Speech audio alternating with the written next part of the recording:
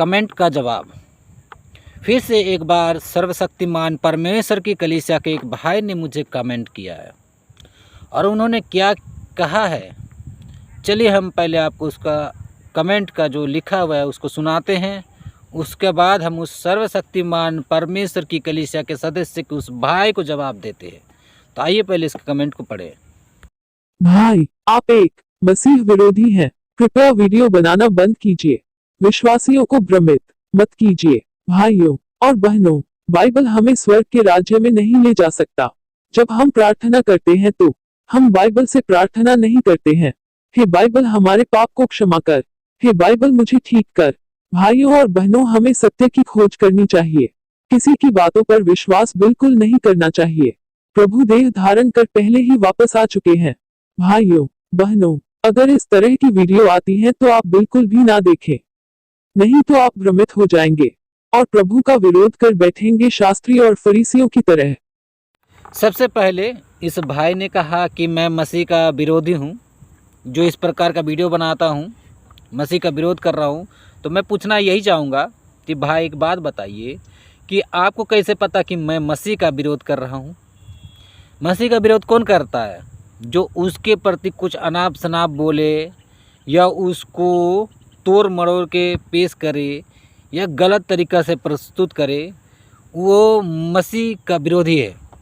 लेकिन मैं आपको आज इस वीडियो में आपकी सच्चाई बताने जा रहा हूँ, इसलिए वीडियो को आप देखिए, पूरा देखिए। आपने कहा कि बाइबल हमको चंगाई नहीं दे सकती, तो मैं एक बात बोलना चाहूँगा, क्या बाइबल आपको यीशु मसीह दिखता है? चंगाई कौन देता है जी? यीशु मसीह ना देता है, तो बाइबल आपको कैसे चंगाई देगा? बाइबल में सिर्फ उसका अनुसरण करने और उसको जानने के लिए सारी बातें लिखी हुई है, तो आपको चंगाई देने के लिए थोड़ी बनी है बाइबल। आपने कहा कि बाइबल हमको अनंत जीवन नहीं दे सकता। बाइबल आपको अनंत जीवन क्यों देगा जी?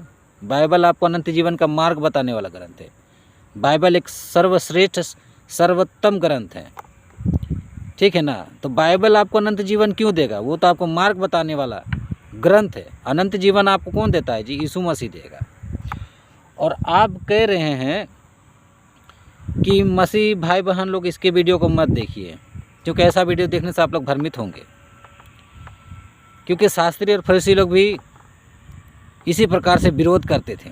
अब यहाँ पर सोचने समझने वाली बात यह है कि शास्त्री और फरीसी क्यों विरोध करने लगे परमेश्वर के वचन का, जो यीशु मसीह है? क्योंकि ये परमेश्वर की योजना थी। परमेश्वर चाहते थे कि वो लोग विरोध करें।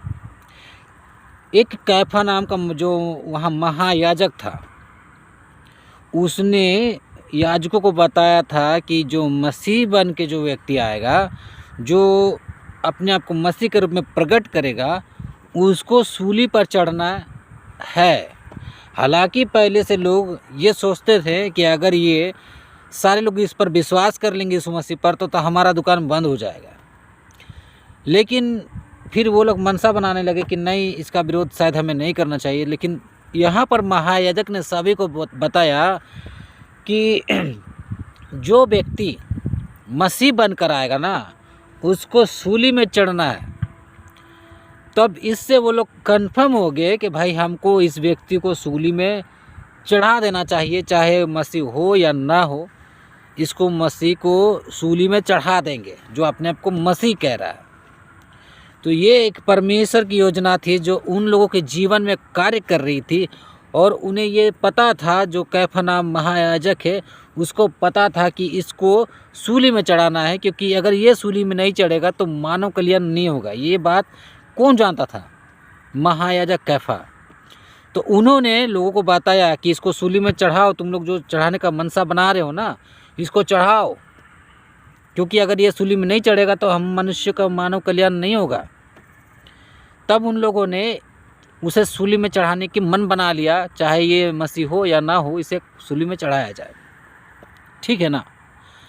अब हम देखते हैं कि ये लोग कहते हैं कि सर्वशक्तिमान परमेश्वर की कलीसिया आ गई है, मतलब सर्वशक्तिमान परमेश्वर आ गया है और दूसरा परमेश्वर आ गया है, परमेश्वर यीशु मसीह का आगमन हो गया है। ये लोग इस प्रकार से बात बोल रहे हैं ना। तो हम इन लोगों को एक बात बताना चाहेंगे, जैसे आप लोग बोलते हैं कि अब हमको बाइबल की ज़रूरत नहीं है, बाइबल तो 2000 साल पहले वालों के लिए था, अब हमको ज़रूरत नहीं है। तो क्या यीशु मसीह ने जब वो दोबारा आया था तो उसने कहा था कि पुराना नियम को अब हमको मानने की ज़रूरत नहीं है, ये पुराने समय वालों के लिए है, अब हम जो नया नियम दे रहे हैं उसको मानो, ये नए समय वालों के लिए है? क्या यीशु मसीह ने ऐसा कहा था क्या?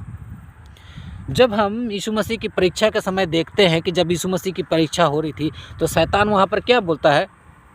उसको बोलता है कि परमेश्वर का वचन में लिखा है कि तू इस पहाड़ से अपने आप को, इस कंगूरी से अपने आप को गिरा देगा तो क्या करेगा परमेश्वर? तुमको हाथ उठा लेगा ताकि तेरे पाँव में ठेस ना लगे। वो परमेश्वर का एक वचन निकला के शैतान यीशु मसीह को बोल रहा है। तो यीशु मसीह ने पुराना नियम से एक वचन निकाल कर उनको क्या कहा कि वचन में तो यह भी लिखा है कि तू अपने प्रभु अपने परमेश्वर की परीक्षा मत कर। अब हम जब देखते हैं मंदिर में यीशु मसीह जब खो जाता है, उसके माता पिता उसको मरियम और यूसुफ खोजते हैं और कहते हैं कि तुमने ऐसा क्यों किया, हमसे क्यों बिछड़ा तुमने? तो यीशु मसीह क्या कहता है कि तुम हमको क्यों ढूंढ रहे हो? क्या तुम लोग नहीं जान रहे कि मुझे परमेश्वर के काम को करना है? और वो परमेश्वर का जो पुराना नियम है उसमें से लेकर लोगों को बताता था। हम जब नए नियम को देखेंगे तो उसमें जितना भी नया कार्य उसने किया है वो परमेश्वर का पुराना नियम से लेकर उन लोगों को बताया और सिखाया और समझाया है, ना कि पुराना नियम का विरोध किया है। जब हम देखते हैं कि यीशु मसीह मंदिर में प्रवेश करता है तो वो क्या कहता है कि तुम लोग शास्त्री फरीसी लोग हमारे ईश्वर के मंदिर को व्यापार बना दिया है, बाजार बना दिया, दुकान बना दिया है, यहाँ पर लेन देन कर रहे हो। इससे पहले कि मेरे ईश्वर के राज्य से आग बरसे, ईश्वर का क्रोध तुम पर भड़के, यहाँ से निकल लो। तो हम देखते हैं कि यीशु मसीह खुद मंदिर जाया करता था और उन सारे नियम को फॉलो किया करता था जो कि पुराने नियम में लिखा हुआ है। उसने कभी भी उस पुराने नियम का विरोध नहीं किया था। और अभी का समय जो नया परमेश्वर आया है, नकली परमेश्वर, वो क्या बोल रहा है कि बाइबल को छोड़ दो, उसको मत मानो, अब हम तुमको नया बाइबल दे रहे हैं, नया तरीके से जो बता रहे हैं उसको मानो, उसके अनुसार चलो। तो मैं एक बात ज़रूर कहना चाह रहा हूँ इन नकली परमेश्वर वाले सदस्यों को कि भाई देखो, बाइबल ही है जिसके कारण से हम यीशु मसीह को जान रहे हैं। बाइबल वो ग्रंथ है जो हमको धार्मिकता और आत्मिकता का मार्ग बतला रहा है, अनंत जीवन का मार्ग बतला रहा है। वो श्रेष्ठ ग्रंथ है, सर्वोत्तम ग्रंथ है। अगर जिस दिन हम बाइबल को पढ़ना छोड़ दिए ना तो हम परमेश्वर को भूल जाएंगे। ये 100% मुझसे लिख कर ले लो, क्योंकि बाइबल हमको परमेश्वर का राज्य का मार्ग बताने वाला ग्रंथ है। और ये कलीसिया क्या कह रहा है कि बाइबल पुराना हो गया और 2000 साल वालों के लिए था, उसको छोड़ो, उसको मत मानो, अब नया ग्रंथ का समय है, नया युग है, ये परमेश्वर का युग है, फलना ढिमकाना ये लोग बता रहे इस प्रकार से, और बोल रहे बाइबल को मत मानो। बाइबल के वजह से हम लोग यीशु मसीह को जान रहे हैं। और तुम लोग जो बाइबल की कॉपी करके लोगों को भ्रमित कर रहे हो ना, अपने तरीक़े से ग्रंथ लिख कर, ये छोड़ दो, ठीक है ना।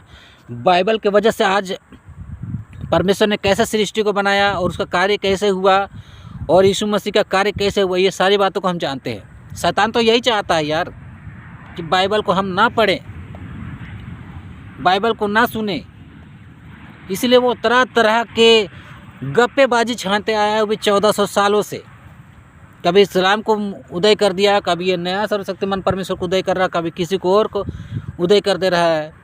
मतलब ये नया नया तरीका ले लेकर आ रहा है, लेकिन ये भूल गया है कि परमेश्वर के कार्य को रोक नहीं सकता ये। इसलिए आज सर्वशक्तिमान के नाम से एक कलीसिया उठा के खड़ा कर दिया है और बोल रहा परमेश्वर का दूसरा आगमन हो गया। यीशु मसीह कहाँ बोला था जी कि वो बादल में आएंगे? वो बोला था कि हम धरती में आएंगे? नहीं बोला है, कभी नहीं बोला। वो धरती में आएगा ही नहीं, क्योंकि उसका वचन में लिखा है कि यीशु मसीह क्या बोला था, अब से तुम मुझे सर्वशक्तिमान की दाहिनी ओर बैठे देखोगे और राजा बनकर बादलों में आते देखोगे। क्या उसने कहा कि हम धरती में आएंगे? और भी उसने कहा हम चोर के समान आएंगे। तुम जब सो रहे होगे तुम कभी विश्वास नहीं करोगे कि अब यीशु मसीह आने वाला है, उस टाइम पर हम आ जाएंगे। जब तुमको भरोसा ही नहीं होगा कि यीशु मसीह अब कब आएगा, नहीं आएगा, हम ऐसे समय आएंगे चोर के समान जब तुम सो रहे होगे मसीह में। तुम संसार के अभिलाषों में फंसे रहेगे, मस्त मगन रहोगे और तुमको यकीन भी नहीं होगा कि हम उस टाइम पे आएंगे, कि आज आने वाला है, कल आने वाला, तुमको यकीन भी नहीं रहेगा उसमें। तो ऐसे चोर के समान हम आएंगे। वो भी बादलों पर आने का वो जिक्र करता है, बादलों पर, धरती पर नहीं। अब ये सर्वशक्तिमान परमेश्वर के कलीसिया के लोग बोल रहे बाइबल 2000 साल वाले के लिए था और अब उसको छोड़ दो, उससे बाहर निकलो, वो हमको अनंत जीवन नहीं देगा, उसे हम प्रार्थना कर नहीं सकते हैं, वो हमको चंगा नहीं कर। भाई तुमको बाइबल चंगा क्यों करेगा? क्यों तुम उससे प्रार्थना करोगे? क्या यीशु मसीह मर गया है? वो जिंदा है, यीशु मसीह है। तुमको यीशु मसीह से प्रार्थना करना है। अब देखिए यहाँ पर विषय यह है कि सर्वशक्तिमान परमेश्वर के कलीसिया के लोग क्या बोल रहे हैं कि वचन देह में प्रकट हो गया है। भाई वचन देह में प्रकट तो पहले ही हो चुका था। संत यूहन्ना रचित सुसमाचार उसका 1 अध्याय का 14 पद में लिखा है कि वचन देह में प्रकट हो चुका है। ठीक है ना? तो अब वचन को देह में प्रकट होने की ज़रूरत नहीं है, वो बादलों में आने की ज़रूरत है उनको। जो परमेश्वर की राज्य में चलने की बात आती, तो बहुत सारे ऐसे वचन हैं जो कि यीशु मसीह पुराने नियम से बोला करता था। उसने कभी नहीं कहा कि तुम पुराने नियम को छोड़ दो और उस तोरा को, ज़बूर को मत मानो, जो उस टाइम यहूदी में ये ग्रंथ हुआ करते थे। इंजील के आने से पहले ये पुराने नियम हुआ करते थे, उसको मत मानो। कभी यीशु मसीह ऐसा नहीं कहते थे जैसा आज के इस सर्वशक्तिमान परमेश्वर का कलीसिया बना हुआ है जो वो बोलता है। तो सोच लीजिए परमेश्वर का काम कैसा है, इसका काम कैसा है, यहीं से आप अंतर कीजिए। अगर ये सच में परमेश्वर होता ना तो कभी ये नहीं कहता कि बाइबल पुराना हो गया, एक्सपायर हो गया। ये दोस्तों ये शैतान की कलीसिया है। क्योंकि मैं शैतान की कलीसिया इसलिए बोल रहा हूँ क्योंकि ये बिजली के रूप में आने का दावा करता है। अब यीशु मसीह ने यहाँ पर बाइबल में क्या कहा था कि शैतान आएगा बिजली के रूप में। बाइबल को नहीं पढ़े हो ना तो मेरा पुराने इस वाले वीडियो को देख लीजिए, जहाँ से इन भाई ने कमेंट किया है उस वाले वीडियो को देख लीजिए। मैंने वो 2 वीडियो 3 वीडियो और बना कर रखे हैं, उसमें जाकर देख लीजिए। मैंने सारे वचन दे रखे हैं उसमें। तो यीशु मसीह खुद बता रहा कि शैतान बिजली के रूप में आएगा। तो भाई कैसे आप इस बात का दावा कर सकते हैं कि वो यीशु मसीह का आगमन है? क्योंकि जब हम पुराने नियम पढ़ते हैं तो वहाँ पर कहीं भी जिक्र नहीं है कि बिजली के रूप में ईश्वर देह अवतार होता था या उसके दूत लोग होते थे, बल्कि तारा के रूप में दिखाई देते थे। तारा एक आता था, चमकता था, इससे एक लोगों में पता चलता था कि भाई वो जो मसीहा आने वाला है उसका जन्म हो गया है। चाहे वो पुराना नियम में देख लीजिए या फिर नया नियम में देख लीजिए, वहाँ तारा का वर्णन होता था कि तारा चमक रहा आकाश में। उससे एक परमेश्वर सूचना और संदेश देते थे कि मसीह जिसका तुम इंतज़ार कर रहे हो, जो तुम्हारा मसीहा है, उसका आगमन हो गया, उसका जन्म हो गया है। तो भाइयों और बहनों, जब हम नया नियम को पढ़ते हैं तो वहाँ पर भी तारों का ही जिक्र होता है।